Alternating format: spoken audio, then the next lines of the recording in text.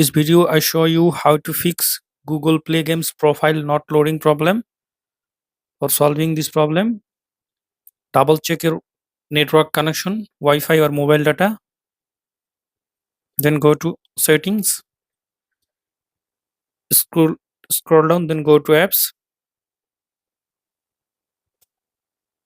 Now search for Play Games. Tap on Google Play Games. Tap on Sports Stuff. Tap on OK. Tap on Storage.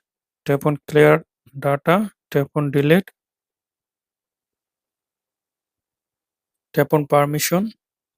Allow permission. Now search for Play Service. Tap on Google Play Service.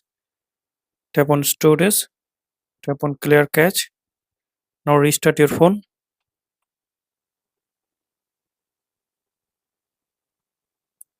After restart your phone, now open Google Play Games.